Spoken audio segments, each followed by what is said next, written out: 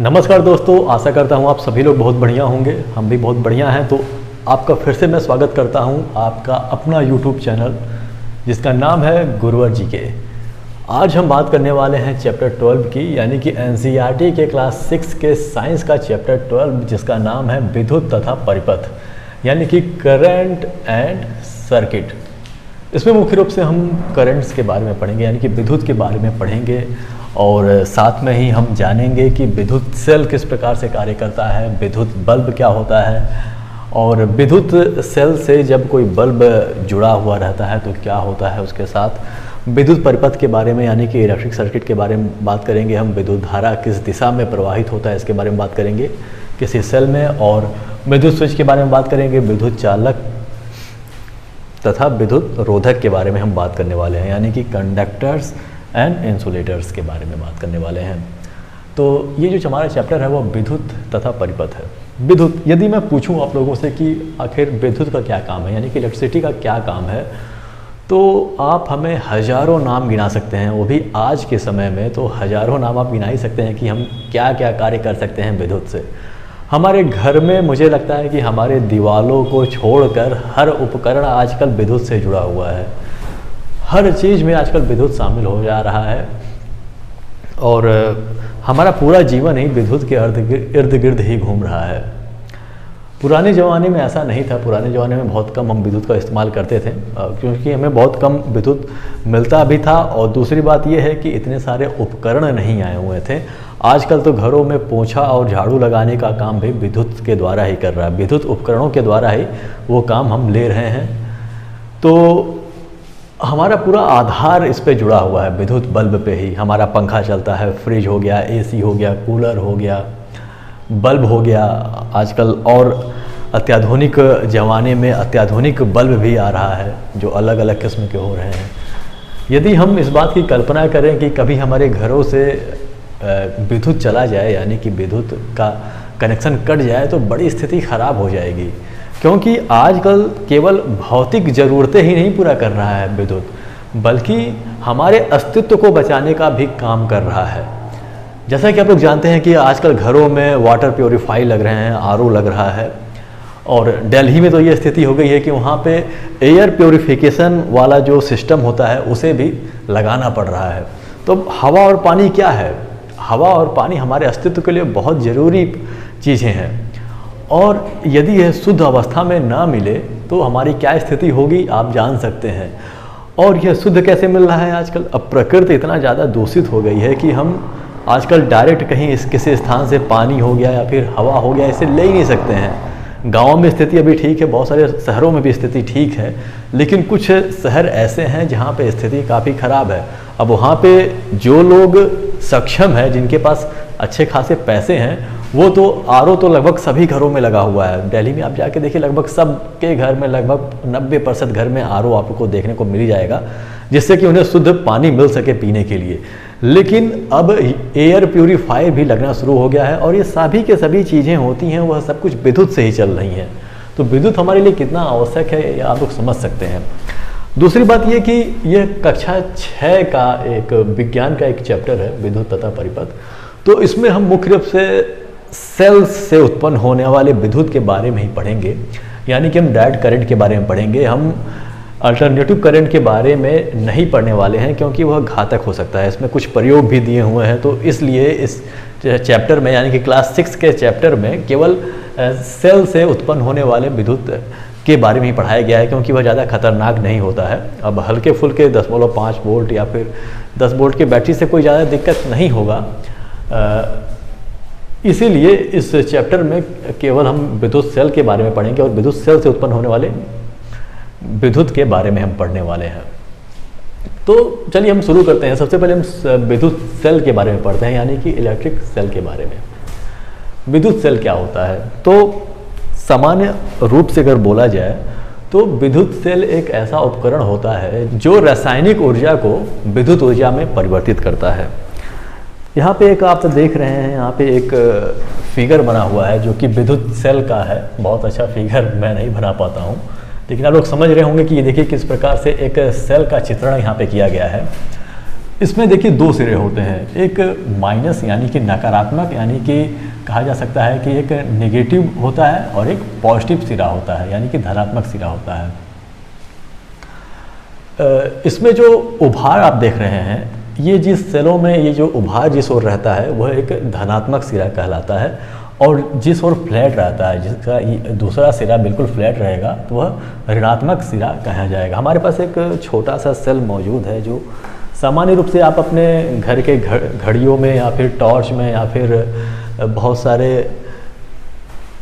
TV और dish TV के रिमोटों में इसका इस्तेमाल करते हैं। तो यह एक छोटा सा आप सेल देख रहे हैं जिसमें यहाँ पे डिनोट भी किया गया है, यहाँ पे लिखा भी गया है कि यह धनात्मक सिरा है और यह ऋणात्मक सिरा है। जैसा कि मैंने आपसे बताया कि जिसमें उभार रहता है, जिस ओर उभार रहेगा वह एक धनात्मक सिरा होता है। यानी कि इसमें देखिए एक कैप लगा हुआ है जो कि एक मेटल का कैप है, तो ये धनात्मक सिरा है, और ये वाला सिरा बिल्कुल बराबर है, इसलिए यह एक ऋणात्मक सिरा है। तो यह एक सेल है, और इसमें क्या है, इसमें केमिकल मौजूद होते हैं, और इसी में संचित होता है जो हमारा विद्युत होता है। जब परिपथ पूरा होता है तो विद्युत यहाँ से निकलना शुरू करता है और उपकरणों को चलाने में सहयोग करता है। अब इस सेल से बहुत उपकरण हम नहीं चला सकते हैं, इससे हम सामान्य रूप से छोटी मोटी घड़ियाँ हो गई या फिर रिमोट हो गए या फिर छोटे मोटे बल्ब ही जला सकते हैं। तो अलग अलग सेलों की अलग अलग पावर भी होती है। तो यही है विद्युत सेल। चलिए अब बात करते हैं हम विद्युत बल्ब की। विद्युत बल्ब यानी कि इलेक्ट्रिक बल्ब। यहाँ पे एक फिगर बना हुआ है, एक साधारण सा फिगर है बल्ब का, जिसे आप तो देखेंगे कि यह शीशे से यानी कि कांच से घिरा हुआ है। इसमें निर्वात रहता है या फिर अक्रिय गैस इसमें भरे रहते हैं, और यह शीशे से घिरा हुआ है। और नीचे आप लोगों को यहाँ पे मेटल दिखाई देगा, ये मेटल है, ये मेटल से घिरा हुआ है, और यहाँ पे आपको कुछ काले पदार्थ दिखाई देते हैं जो कि ऐसे जमा रहता है। और यहाँ पे आप देखेंगे कि दो तार यहाँ पे निकले हुए हैं, यहाँ पे दो मोटे मोटे तार हैं, और इसमें तंतु लगा हुआ है यानी कि फिलामेंट, इसे फिलामेंट कहते हैं। ये है फिलामेंट हमारा, ये जो ऐसे से घुमा हुआ है ये हमारा फिलामेंट है। और जब हम बैटरी से इसे जोड़ते हैं तो ये जो फिलामेंट होता है यही चमक उत्पन्न करता है, यानी किसी से प्रकाश उत्पन्न होता है। जैसा कि आप देखेंगे कि इससे दो तार जुड़े हुए हैं, वह दोनों तार अलग अलग जाकर, एक तो इसके जो बॉडी है ये वाला बाहरी सिरा है उस पे जाके चिपका हुआ है, और एक सीधे आके इसके इस छोर पे चिपका हुआ है। और आप लोगों को मैं बात बता दूं कि जो दोनों हरे रंग के जो तार दिखाई दे रहे हैं ना, ये दोनों कहीं भी आपस में स्पर्श नहीं करते हैं। यदि यह स्पर्श कर जाए तो इसमें फॉल्ट उत्पन्न हो जाएगा और बल्ब हमारा ख़राब हो जाएगा। तो इसमें कुछ पदार्थ भरे रहते हैं, यहाँ पे बीच बीच में ऐसे काले रंग का पदार्थ आप देखेंगे किसी बल्ब में, तो भरे रहते हैं जिससे कि ये जो दोनों तारे हैं वो आपस में चिपकने ना पाए। अब इसका जो मुख्य रूप से दो सिरा होता है, बैटरी के जो दो सिरे होते हैं वो ला के एक सिरा हम इस पर टच करेंगे और एक नीचे की ओर टच करेंगे, तो यह बल्ब जलना शुरू हो जाएगा और बल्ब इसी प्रकार से कार्य करता है। चलिए अब हम बात करते हैं बल्ब के बारे में, हमने बता दिया। अब बात करते हैं विद्युत सेल से जुड़ा हुआ बल्ब, यानी कि विद्युत सेल से यदि हमें बल्ब को जोड़ना है तो हम किस प्रकार से उन्हें जोड़ सकते हैं, इसके बारे में हम थोड़ा बात कर ले रहे हैं। तो जैसा कि मैंने बताया था कि यहाँ पे जो दो सिरे होते हैं यहाँ बैटरी के, तो बैटरी के दोनों सिरों को एक सिरे से तार लाकर यदि आप एक सिरे पे जोड़ देते हैं और एक ऋणात्मक सिरे से लाकर यहाँ पे यदि आप जोड़ देते हैं यहाँ पे, तो जैसे ही ये जुड़ेगा इस बल्ब में चमक उत्पन्न हो जाएगा, यानी कि विद्युत प्रवाहित होगा और यह बल्ब जलना शुरू कर देगा। आप क्या और भी तकनीक अपना सकते हैं किसी किस प्रकार से जलाया जाए? आप मुझे बताइए कि यदि हम इसे यहाँ से न ले जाकर, यदि हम इसी दोनों तारों को इसी सिरे से ले जाकर टच करें तो क्या ये जलेगा? ये नहीं जलेगा, क्योंकि दोनों सिरा मौजूद होने, यानी कि दोनों सिरा किसी भी सेल के दोनों सिरे से इसका कनेक्शन होना बहुत ज़्यादा ज़रूरी है। यदि ये दोनों सिरे से कनेक्ट नहीं है, दोनों अलग अलग, इसका सिरा दोनों अलग अलग सिरे से नहीं कनेक्ट है, तो यह बल्ब नहीं जलेगा। यानी कि सर्किट पूरा होना ज़रूरी है इसके लिए। तो यहाँ से एक तार ले जाके यहाँ पर टच करेंगे तो यह बल्ब जो है वह प्रकाशमय हो जाएगा। तो इस प्रकार से ये बल्ब जल जाता है। अब हम बात करते हैं विद्युत परिपथ की। तो विद्युत सर्किट आखिर है क्या? अब ये जो चित्र आप देख रहे हैं, ये पूरा सर्किट बना रहा है, यानी कि यहाँ पे सेल है जो कि विद्युत उत्पन्न कर रहा है, यहाँ पे बल्ब है यानी कि कोई उपकरण है, और ये जो तार जाके दोनों लगे हुए हैं इसमें, और इसमें जो विद्युत प्रवाहित हो रहा है, ये क्या है? यही सर्किट है। और बल्ब को जलने के लिए या फिर किसी उपकरण को जलने के लिए या काम करने के लिए सबसे ज़रूरी चीज़ होता है कि इसके सर्किट के पूरे होने, यानी कि इसका सर्किट पूरा है या नहीं है। यदि इसका सर्किट पूरा नहीं रहेगा तो बल्ब नहीं जलेगा, यदि सर्किट पूरा होगा तो ये बल्ब जलेगा। सर्किट पूरा होने का मतलब है कि मान लीजिए आप यहाँ से तार काट देते हैं तो ये सर्किट अब टूट गया है, यानी कि अब ये सर्किट जो है ये बंद हो गया। अब इस बल्ब, अब ये जो बल्ब होगा ये नहीं जलेगा। और फिर यदि आप इस तार को जोड़ देते हैं तो फिर से ये बल्ब प्रज्वलित होना शुरू हो जाएगा। तो यही सर्किट है, यानी कि यही परिपथ कहा जाता है। यानी कि ये जितना परिपथ है जिसके सहारे इलेक्ट्रिसिटी घूम रही है इसमें चारों ओर, तो यही जो है यही परिपथ कहा जाता है। और कोई भी उपकरण तभी जलेगा जब परिपथ पूर्ण होगा। इसमें विद्युत धारा की दिशा क्या होती है? तो सेलों में मुख्य रूप से ये जो विद्युत धारा की जो दिशा होती है वह धनात्मक सिरे से निकलते हैं, यानी कि धनात्मक सिरे से ऐसे निकलेंगे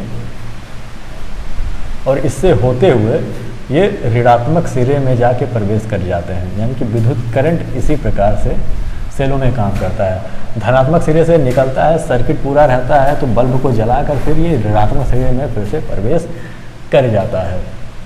तो इस प्रकार से बल्ब जलता है और इस प्रकार से विद्युत प्रवाहित होता है। किसी सेल का जो विद्युत होता है वो इसी प्रकार से प्रवाहित होता है बल्ब में। कई बार बल्ब फ्यूज भी हो जाता है। मान लीजिए ये जो इसका फिलामेंट है जो यहाँ पे लगा हुआ है, ये जो है मुख्य रूप से टंगस्टन का बना होता है और ये एक बहुत पतला होता है, बहुत पतला होता है। तो कई बार जोड़ के झटके लगने से या फिर ज़्यादा करंट प्राप्त होने से या फिर किसी अन्य कारण से पुराने होने पे यह खराब होकर टूट के गिर जाते हैं नीचे। अब जब ये नीचे गिर जाएंगे तो सर्किट अपने आप ब्रेक हो जाएगा और यह बल्ब जलना बंद हो जाएगा। तो एक और चीज़ इसमें बताया गया है कि विद्युत स्विच के बारे में हमें थोड़ा सा पढ़ना है कि विद्युत स्विच क्या होता है। तो जैसा कि आप लोग जानते हैं कि अब ये तो एक साधारण सा चित्र है जिसमें हमने पूरा सर्किट का डायग्राम बनाया है कि कैसे कार्य करता है। स्विच मुख्य रूप से इसी सर्किट को यानी कि परिपथ को पूरा करने या फिर काटने का काम करता है। यानी कि पूरा है या अधूरा है, यानी कि सर्किट चालू है या फिर बंद है, इसका जो कार्य है, जो हमारा जो स्विच है उसका यही कार्य होता है कि वह सर्किट को पूरा करता है और सर्किट को बंद करता है। सर्किट का मतलब ये हो गया कि अभी तो ये चालू है। अब मान लीजिए हम इस तार को यहाँ से एक काट देते हैं तो यह सर्किट खत्म हो गया। हाँ, अब वो किस प्रकार से काम करता है। जैसे स्विच का प्रयोग हम इसलिए करते हैं कि थोड़ा सा हमारे लिए सुविधाजनक हो सके चीज़ें, क्योंकि कई बार आप देखते हैं कि ये तो डीसी करंट है जो अल्टरनेटिव करंट होता है, जो कि एसी वोल्टेज का होता है, उससे आप लोग को झटका भी लग सकता है और यहाँ तक कि लोगों की मौत भी हो जाती है। तो इस चीज़ से बचाव के लिए या फिर सुविधा के लिए, मान लीजिए सर्किट आप लोग को ब्रेक करना है कि आपको बल्ब बंद करना है, तो आप यहाँ से तार हटाएंगे, फिर जोड़ेंगे, फिर तार हटाएंगे, तो काफ़ी समस्या होगा। तो इसलिए हम एक प्रकार के स्विच का इस्तेमाल करते हैं जो सर्किट को ब्रेक करता है और फिर सर्किट को जोड़ने का कार्य करता है। यहाँ पे देखिए एक साधारण सा स्विच है। अब इस स्विच को यदि हम इस सर्किट में लगाना चाहें तो हमारे जो सिरा यहाँ पे जो ब्रेक हुआ है, इन दोनों तारों में हमें इसे ऐसे लगा देना होगा। अब अभी तक ये जो तारे थे जो ऐसे ही जा रहे थे, मतलब ऐसे घूम रहे थे। अब क्या होगा कि अब जो इसका सर्किट पूरा होगा वो इस तार के माध्यम से जाएगा, ऐसे जाकर इस स्विच से होते हुए फिर दूसरे तार से निकल के इस परिपथ में जाएगा। अब ये परिपथ चालू है या बंद है, यानी कि अब ये देखिए पहले तो ये कटा हुआ था तार, अब इसमें जब हमने स्विच जोड़ दिया तो ये परिपथ अब ये चालू है या बंद है, वो इस बात पर निर्भर करता है कि हमारा स्विच किस प्रकार का है।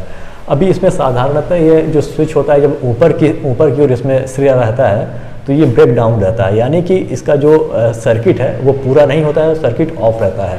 जब हम इसे नीचे की ओर करेंगे तो सर्किट चालू हो जाएगा और इसमें जो धारा है विद्युत का वो प्रवाहित होना शुरू हो जाएगा और सर्किट जब पूरा होगा तो ये जो बल्ब है वो जलना शुरू हो जाएगा। तो इस प्रकार से ये जो स्विच है वो इस प्रकार से काम करता है। इसमें मुख्य रूप से कुछ ऐसे मेटल्स लगाए जाते हैं कि जब हम इसको ऊपर करते हैं तो वह मेटल्स उसके जो एक कील होता है उससे ऊपर ऐसे उठ जाता है, तो सर्किट ब्रेक हो जाता है, तो बल्ब नहीं जलता है। लेकिन जब हम इसे नीचे करते हैं तो फिर से जो सर्किट होता है वो पूरा हो जाता है और फिर बल्ब जलना शुरू हो जाता है।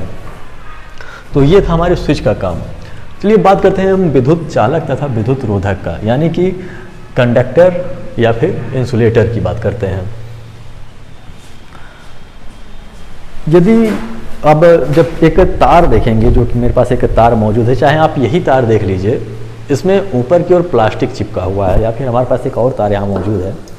यहाँ पे देखेंगे कि आप यहाँ पे एक ऊपर की ओर प्लास्टिक चिपका हुआ है और अंदर की ओर आप एक तार देखेंगे जो कि मेटल का बना हुआ है। अब इसी से समझ जाएंगे कि इसमें कौन विद्युत चालक है और कौन विद्युत रोधक है। तो सामान्य रूप से विद्युत चालक ऐसे पदार्थों को कहते हैं जिससे विद्युत होकर गुजर सकता है, यानी कि यदि उस पर विद्युत का कनेक्शन दिया जाए तो विद्युत एक सिरे से दूसरे सिरे तक पहुंच जाएगा और सर्किट पूरा कर देगा, तो वो क्या होता है, वो विद्युत चालक होता है। इस तार में ये जो मेटल का बना हुआ है पीले रंग का, ये मुख्य रूप से तांबे का तार है। तो ये जो पीले रंग का ये जो मेटल है वो जो है वो विद्युत चालक का काम करता है, यानी कि इसी से होकर बिजली गुजरती है। इसके ऊपर जो प्लास्टिक लगा रहता है वह विद्युत रोधक का काम करता है। अब क्योंकि ये मान लीजिए आप करंट लगाए हैं, जो अल्टरनेटिव करंट में यदि इसे फिट किए हैं, और यदि केवल हम इसी चीज़ का प्रयोग करें, केवल मेटल का प्रयोग करें जो विद्युत का चालक है, तो हमें करंट लगने का डर रहेगा। इसीलिए हम इसमें मुख्य रूप से इस प्लास्टिक के कवर का प्रयोग करते हैं कि मान लीजिए इसे टच भी यदि हम करते हैं तो अब चूंकि यह विद्युत रोधक है, यानी कि इससे विद्युत होकर, इस प्लास्टिक से विद्युत होकर नहीं गुजर सकती है, तो हमें करंट नहीं लगता है और हम सुरक्षित रहते हैं। तो हमारे आसपास बहुत सारे ऐसे पदार्थ हैं जो विद्युत चालक भी होते हैं और विद्युत रोधक भी होते हैं। उदाहरण के रूप में जितने भी लगभग मेटल होते हैं वो सभी के सभी मुख्य रूप से तांबा हो गया, सोना हो गया, चांदी हो गया और साथ में आपका एल्युमिनियम हो गया, ये सब कुछ ऐसे हैं धातु हैं जिससे विद्युत होकर गुजर सकती है। और तो ऐसे पदार्थों को क्या कहते हैं, ऐसे पदार्थों को विद्युत चालक कहते हैं।